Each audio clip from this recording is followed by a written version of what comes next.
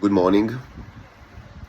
So soon I will take samples from yesterday night's experiment, and will watch it under the microscope, and then hopefully I will continue with more experiments, because whatever the result will be, we have a ton of things that we want to do.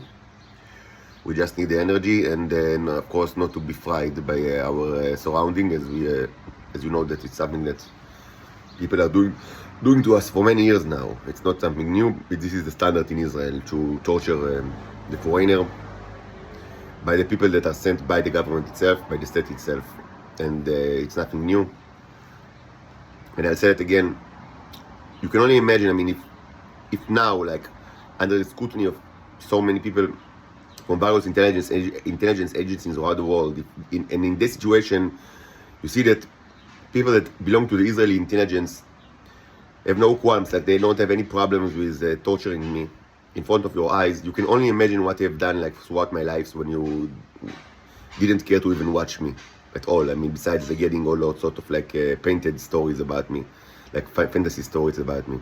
You can only imagine how every piece of shit in Israel, every scum of the earth that you've sent it here from all around the world, had the privilege to torture me in any physical or mental way that just they wanted, and take everything they want from me, and abuse me without end.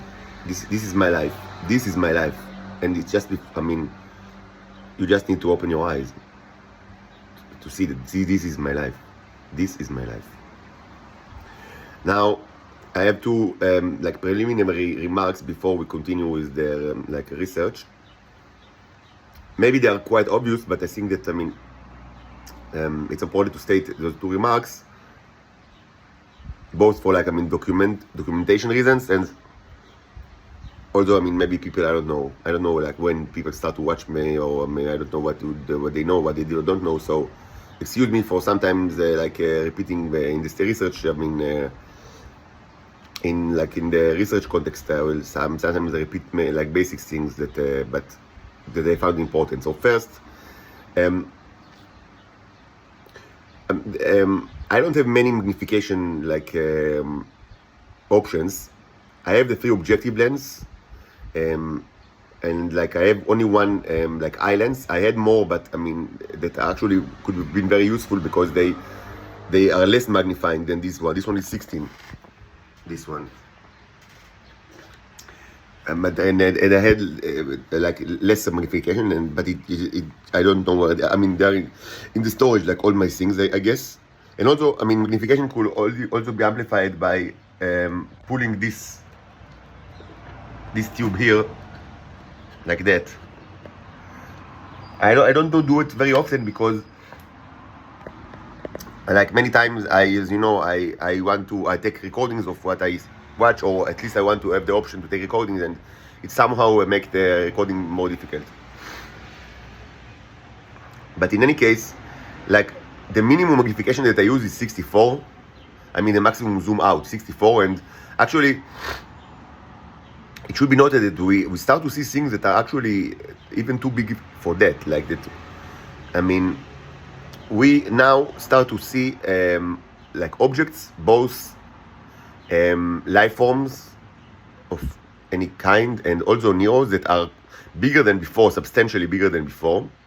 And we are entering the realms of even like things that can be watched by the naked eye. For example, the last like the colossal, the ones that I've nicknamed the colossal squid from yesterday, from the third reference slide, I when I put it like on the slide, I've seen it with my eyes. Like, it was clear to me what that's what it is. Like, I even needed to struggle, like, to take like a screwdriver and another like pencil, just to remove it from the pencil, so to place it on the slide. It's something that you can definitely, like, not only see the text, but also identify, like, with the naked eye.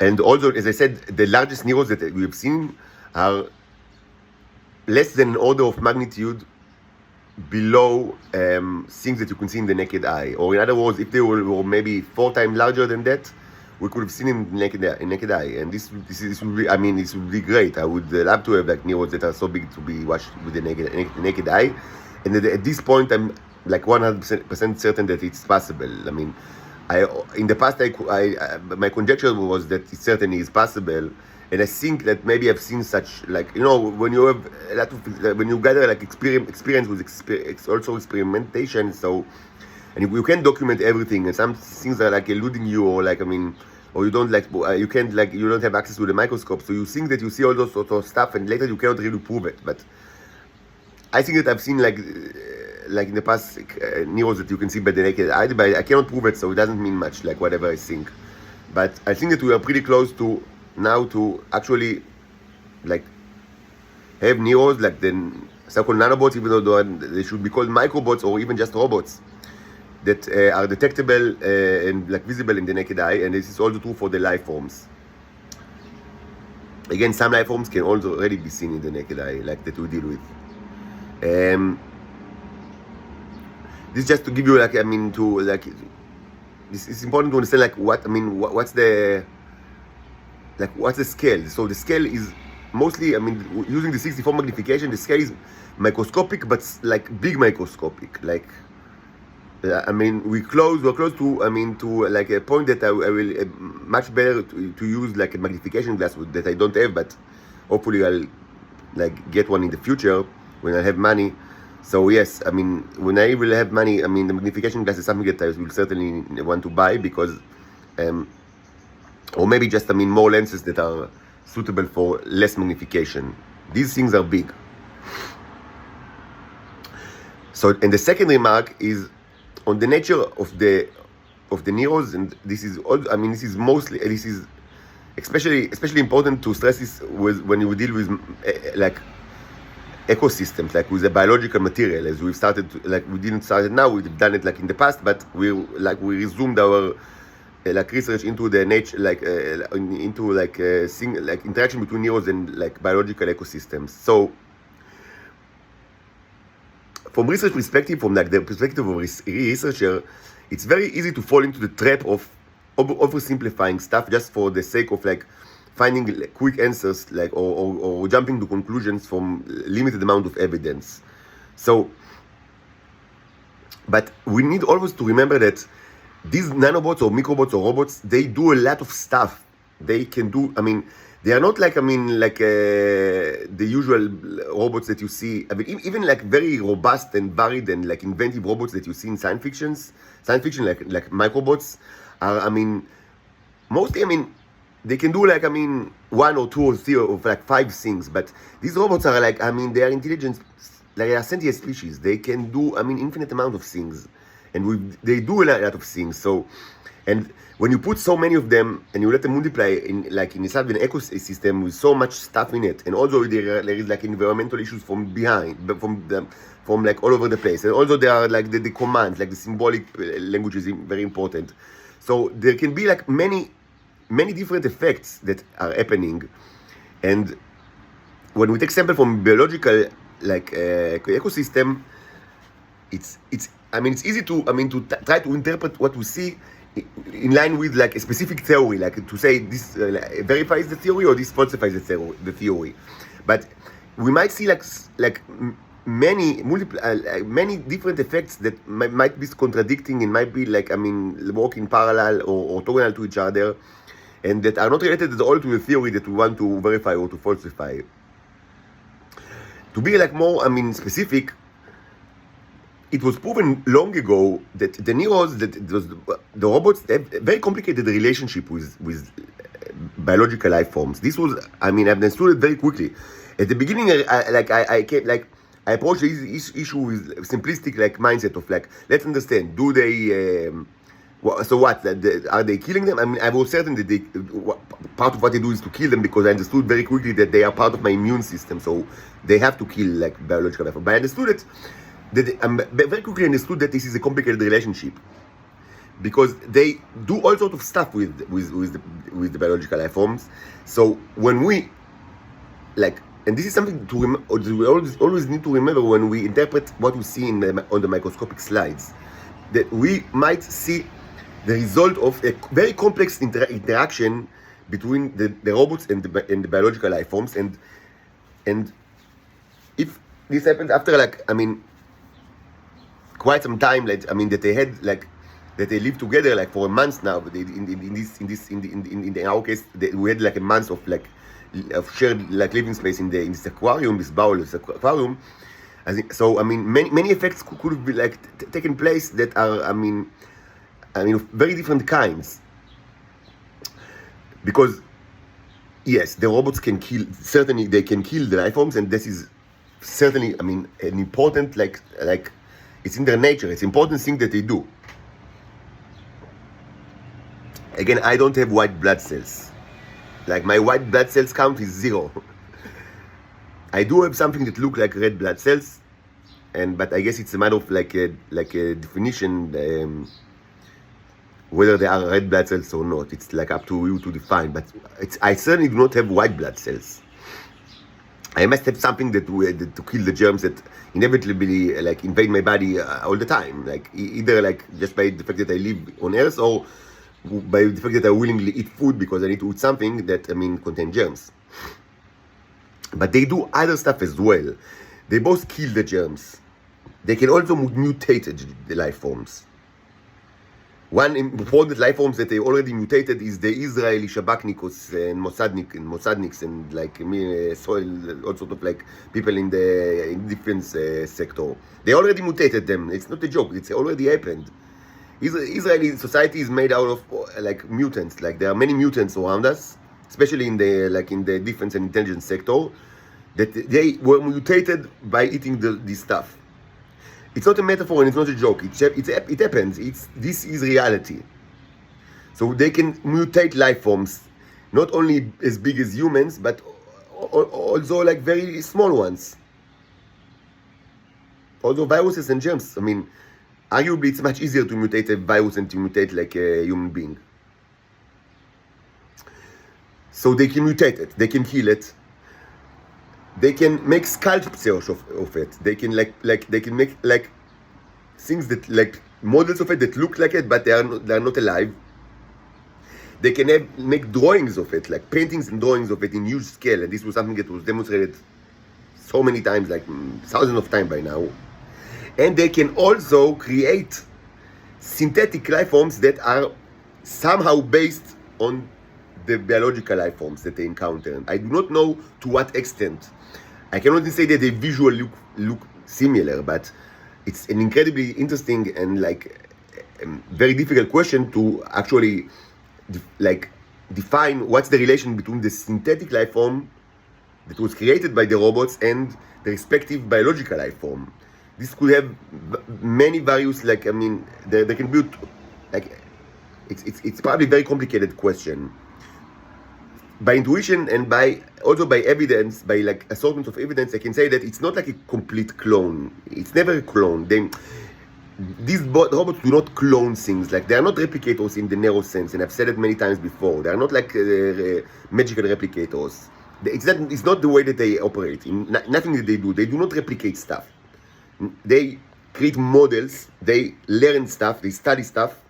They have models, theoretical models of what they studied. And they have shared memory, and shared a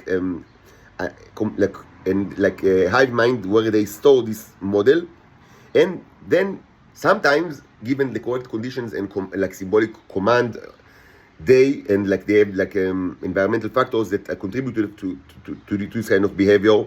Sometimes they create physical objects that are based on the theoretical model and other, I would say, environmental variables.